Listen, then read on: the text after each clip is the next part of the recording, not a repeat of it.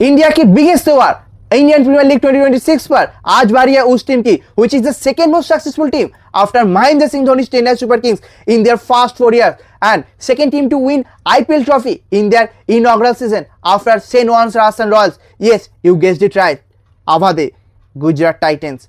ये वो टीम है जिसका लीडर कभी हार्दिक पांड्या हुआ करता था और अब शुभमन गिल है इन टीम का नया लीडर। लेकिन कुछ भी हो, इस टीम का जान हमेशा से आशीष नेहरा रहा है। तो फिर आज हम पता लगाएंगे क्यों ये टीम अपने पहले 4 सीजन में इतना ज्यादा कंसिस्टेंट है यार, जो महेंद्र सिंह धोनी की चेन्नई सुपर किंग्स की लेगेसी को लगभग मैच कर रहा है। और ये टीम का स्ट्रेंथ क्या है इस स्क्वाड में, क्या इस बार भी वो कंसिस्टेंसी देखने को मिलेगा या फिर कोई वीकनेस, कोई पोटेंशियल थ्रेट्स या फिर चैलेंजेस है, क्या हो सकता है इस साल का एक्स फैक्टर। जानने के लिए इस वीडियो को अंत तक जरूर देखिए और स्पोर्ट्स ट्यूटोरियल को जरूर सब्सक्राइब कर दीजिए, खास करके अगर आप गुजरात फैंस हो। गुजरात टाइटंस ये वो टीम है जो अपने पहले 4 साल में महेंद्र सिंह धोनी की चेन्नई सुपर किंग्स की लेगेसी लगभग मैच कर दिया था। ये वो टीम है जो 2008 में सेंट जॉन की राजस्थान रॉयल्स जो कारनामा किया था, वो ये भी इनॉग्रल सीजन में आईपीएल ट्रॉफी जीतकर चैंपियन बन चुका था। लेकिन सेंट जॉन का राजस्थान रॉयल्स 8 टीम में से चैंपियन बना था, लेकिन हार्दिक पांड्या का गुजरात टाइटंस 10 टीम में चैंपियन बना और भी डिफिकल्ट टास्क किया। और पहला टीम लगभग बन चुका था जो अपने पहले 2 सीजन में बैक टू बैक टाइटल्स जीत जाता, लेकिन महेंद्र सिंह धोनी की चेन्नई सुपर किंग्स है जो ऐसा करने से रोक दिया। जी हाँ, रविंद्र जडेजा के बल्ले से आया अपने कैरियर का बेस्ट फिनिशिंग नॉक, आखिरी 2 गेंदों पर 10 रन बना के गुजरात टाइटंस को अपने सेकेंड ट्रॉफी जीतने से रोक दिया और चेन्नई सुपर किंग्स को अपने कैरियर का 5वीं ट्रॉफी जिताया। उसके बाद हार्दिक पांड्या से कप्तान बना शुभमन गिल, लेकिन पहले सीजन में 8 पर फिनिश किया और उसके बाद एक बार फिर से कमबैक किया। और अगर अवार्ड्स देखा जाए तो फिर इनके पास 2 ऑरेंज कैप मौजूद है। एक 2023 में शुभमन गिल 890 रन्स कर दिया था एक सीजन पर, और पिछले साल 2025 साई सुदर्शन जो 759 रन बनाया। और 2023 में गिल जो youngest player to achieve orange cap का रिकॉर्ड बनाया था वो तोड़ दिया। उसके बाद पर्पल कैप देखा जाए तो वो भी 2 है। 2023 में मोहम्मद शमी 28 विकेट के साथ पर्पल कैप जीता था और 2025 में प्रसिद्ध कृष्णा 25 विकेट के साथ पर्पल कैप जीता। शुभमन गिल के पास 2023 साल में मोस्ट वैल्यूएबल प्लेयर होने का अवार्ड भी है और इमर्जिंग प्लेयर का अवार्ड साई सुदर्शन के पास है पिछले साल 2025। गुजरात टाइटंस की कंसिस्टेंट सक्सेस के पीछे सबसे बड़ा कारण है अपने मैनेजमेंट और कोच आशीष नेहरा। इतना ज्यादा फ्रीडम देता है, इतना ज्यादा ट्रस्ट करते हैं अपने खिलाड़ियों पर कि प्लेयर्स को देखकर लगता ही नहीं कि वो आईपीएल जैसा इतना बड़ा टूर्नामेंट खेल रहा हो। लग रहा है कि जैसे ट्रिप पे निकले हो और अपने खेल को एंजॉय कर रहा हो। जी हाँ, यही है इनकी वजह जो कि इन खिलाड़ियों से एक ऐसा अटूट टीम बनाता है जिसके साथ हमेशा से कंसिस्टेंटली जीतते आया है और आगे भी ऐसे ही जीतते आएंगे। जी हाँ, और इस बार की स्क्वाड देखा जाए तो भी बहुत खास चेंजेस किया नहीं, क्योंकि स्टेबल स्क्वाड है तो फिर माइनर चेंजेस जो किया है। इस बार की स्क्वाड में जो खास चेंजेस है उनमें से शेरफा ने रादरफोर्ड को ट्रेड करके मुंबई इंडियंस भेजा है, और बाकी जो चेंजेस है आइए देखते हैं इस बार की स्क्वाड क्या है।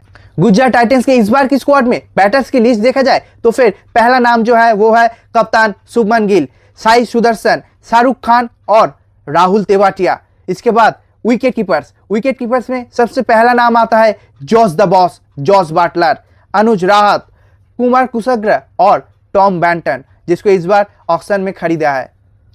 उसके बाद ऑलराउंडर की लिस्ट देखा जाए तो फिर Jason holder, Glenn Phillips, Washington सुंदर और निशांत साधु।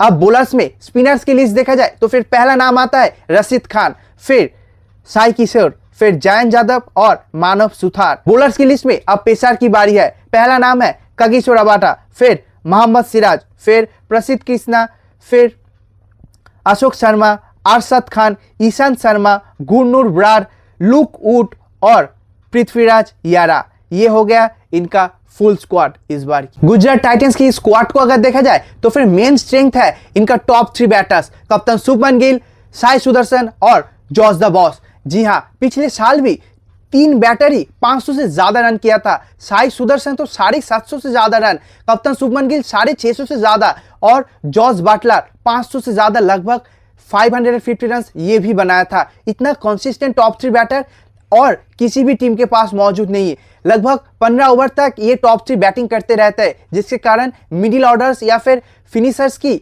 उतना ज्यादा जरूरत पड़ता ही नहीं। और अगर इस बार भी ऐसा कर जाए तो फिर एक बार फिर से बहुत सक्सेसफुल सीजन रह सकता है इस टीम का। दूसरा जो स्ट्रेंथ है वो है इनका बॉलिंग यूनिट। जी हाँ, आशीष नेहरा के अंदर ये बॉलिंग यूनिट एकदम कमाल का नजर आता है। आशीष नेहरा मानो एकदम कॉन्फिडेंट बूस्ट कर देता है। हर कोई बॉलर कितना अच्छा गेंदबाजी करता है। प्रसिद्ध कृष्णा पिछले बार 25 विकेट लेकर पर्पल कैप लेके गया।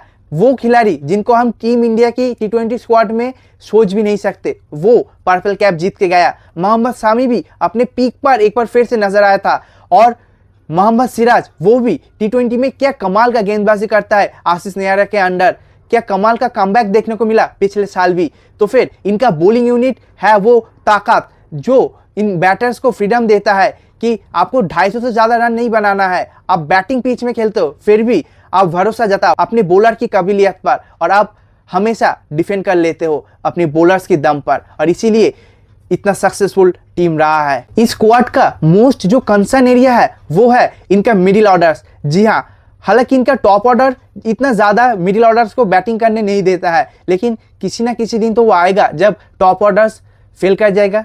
या आई नो पिछले साल भी ऐसा ही कहते गए हम सब कि शायद किसी बार टॉप ऑर्डर फेल कर जाएगा और मिडिल ऑर्डर के पास वो जिम्मेदारी आएगा जो वो संभल नहीं पाएगा, लेकिन ऐसा लगभग होता ही नहीं है। अगर ऐसा नहीं होता है तो फिर बहुत ही बढ़िया, लेकिन जिस दिन टॉप 3 फेल कर जाए तो फिर मिडिल ऑर्डर कैसे हैंडल करता है वो देखने वाली बात होगी। इस बार ग्लेन फिलिप्स को शायद मौका मिलेगा और सिरफान रादरफोर्ड चले गए हैं, तो फिर उनके साथ साथ एक जेसन होल्डर को भी लिया है, लेकिन जेसन होल्डर को कैसे खिलाएगा वो भी देखने वाली बात है। तो फिर मिडिल ऑर्डर इनका मोस्ट कंसर्न एरिया है। और इसके बाद इनका एक और इंपॉर्टेंट कंसर्न है, वो है जॉस द बॉस की फॉर्म, या फिर शुभमन गिल भी इंडिया के लिए जब लास्ट T20 खेला था तब उनका भी बहुत ज्यादा फॉर्म नहीं था, और राशिद खान जैसे प्लेयर जो लास्ट 2-3 साल में IPL में उतना ज्यादा फॉर्म में नजर नहीं आए, अपने रंग में नजर नहीं आए हैं। फिर वाशिंगटन सुंदर भी बहुत बेहतरीन फॉर्म में नहीं है। शाहरुख खान वो भी बहुत ज्यादा कंसिस्टेंट नहीं रहा है। तो फिर ये जो खिलाड़ियों का फॉर्म है ये एक गुजरात टाइटंस के लिए कंसर्न की कारण है। तो फिर गुजरात टाइटंस के इस टीम के पास मोस्ट चैलेंजिंग पार्ट ये होगा टॉप 3 के बाद मिडिल ऑर्डर से कैसे रन निकलवा जाए, या फिर कितने अच्छे स्ट्राइक रेट से उनसे रन करवाया जाए, क्योंकि शाहरुख खान और इस बार शायद वाशिंगटन सुंदर एज ए फ्लोटर के तौर पर खेले। वाशिंगटन सुंदर शायद इस बार बैटिंग के साथ ज्यादा जिम्मेदारी निभाए, ऐसा हो सकता है। और अगर शाहरुख खान वाशिंगटन सुंदर कामयाब हो जाए तो फिर उसके बाद आपके पास ग्लेन फिलिप्स, जेसन होल्डर जैसे खिलाड़ी मौजूद है और टॉम बैंटन भी शामिल है। तो फिर इन सब को आप जरूर यूटिलाइज करके एक बड़ा टोटल हमेशा से खड़ी कर सकते हो। जो अपने गेंदबाजी यूनिट के पास इतना ज्यादा काबिलियत तो है जो कि आप डिफेंड कर पाओ। और अगर दूसरा चैलेंजेस देखा जाए तो फिर डेथ ओवर्स, इनकी मिडिल ओवर्स तो बहुत ही ज्यादा स्ट्रांग है, चाहे वो कगिसो रबाडा या फिर प्रसिद्ध कृष्णा या फिर मोहम्मद सिराज या फिर स्पिनर साई किशोर।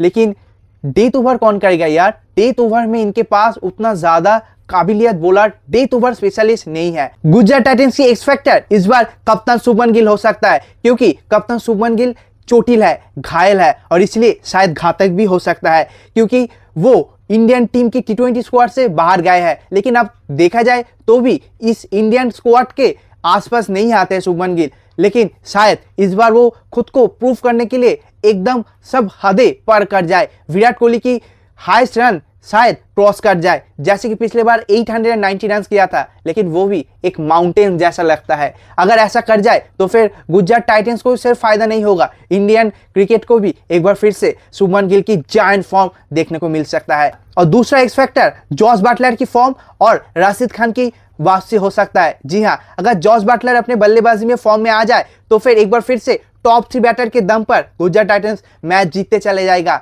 और अगर राशिद खान के पास भी ये फॉर्म आ जाए तो फिर एक बार फिर से वो केरामती देखने को मिल जाएगा, जिसके कारण गुजरात टाइटंस एक कंप्लीट टीम नजर आएगा। और अगर अब इनका बेस्ट प्लेइंग 11 इस बार की IPL 2026 की स्क्वाड में क्या हो सकता है देखा जाए तो फिर टॉप 3 तो वही कंफर्म है। कप्तान शुभमन गिल के साथ ओपन करेगा साई सुदर्शन, उसके बाद नंबर 3 पे आएगा जॉस बटलर, उसके बाद नंबर 4 पे आएगा शाहरुख खान, नंबर 5 पे ग्लेन फिलिप्स, नंबर 6 पे वाशिंगटन सुंदर, या फिर वाशिंगटन सुंदर को फ्लोटर के तौर पर भी खिला सकते हो, नंबर 7 पे आएगा राहुल तेवाटिया, नंबर 8 पे आएगा रशीद खान, नंबर 9 पे आएगा कागिसो रबाडा, नंबर 10 पे मोहम्मद सिराज और नंबर 11 होगा प्रसिद्ध कृष्णा। तो फिर ये हो गया इनका प्लेइंग 11, लेकिन इम्पैक्ट प्लेयर साई किशोर खेलेगा। जी हाँ, तो फिर ये हो गया इस बार की बेस्ट प्लेइंग 11 या फिर playing 12 for Gujarat Titans in IPL 2026।